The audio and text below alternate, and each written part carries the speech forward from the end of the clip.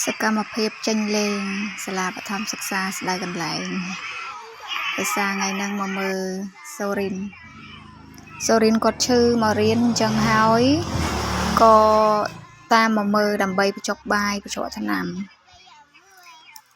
ហើយគ្រាន់តែចេញលេងភ្លាមមកដល់សុំទិញស្ករគ្រាប់អត់ដឹងថាខ្លួនឯងឈឺទេអញ្ចឹងប្រឡប់អត់ឲ្យទិញស្ករគ្រាប់ទេក៏រត់ទៅលេងតូងនិយាយទៅពេលបានជួបមិត្តភ័ក្តិឲ្យបានតូងហ្នឹងគឺចាប់ផ្ដើមសប្បាយត្រេកអរមែនទែនហើយមិនត្រឹមតែសូរិនទេដែលសប្បាយត្រេកអរមើលទៅក្មេងៗទាំងអស់គ្នាសប្បាយត្រេកអរហើយទៅពេលចេញលេងម្ដងលេង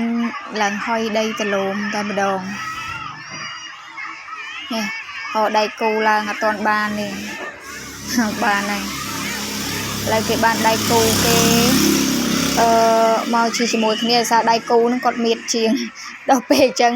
ជិះទៅរៀងពិបាកសូរិនគាត់ស្រាលដល់ពេលអញ្ចឹងគេឡើងមកណែនបដោយមានអីក្តីសុខជាងពេលបានចេញលេងជិះទូនទេក្មេងៗនៅសាលារំភើបហើយបានដៃគូមកមួយទៀតទៅលេងទៅមកមួយទៀតឯងពី2នាក់នោះដាក់ទៅអានឹងអាចឈ្នះអ្នកខាងនេះណ៎បើនិយាយពីនៅស្គីខាងនោះវិញក៏ធម្មតាដែរណ៎ឡើងប្រជែកគ្នាឡើងព្រាតហ្មងសួរនឹងជីកមកធាក់គ្នាទៀតហ្នឹង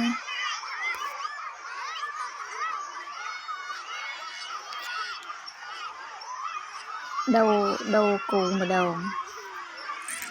សូរិនគេដូរគូឯងឃើញបងប្អូនទៅមកចែកគ្នាជី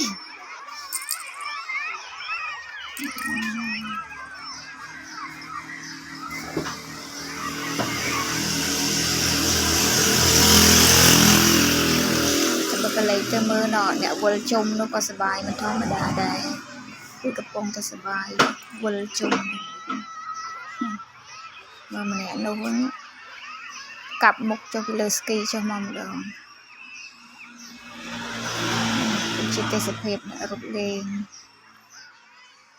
ហើយពេញហ្នឹងហើយតិចដោយសារមានដើមឈើធំក្មេងៗរត់លេងយ៉ាងសប្បាយពេលមើលចឹងហើយនឹកឃើញកាលពីខ្លួនឯងនៅរៀនបឋមដែរសប្បាយ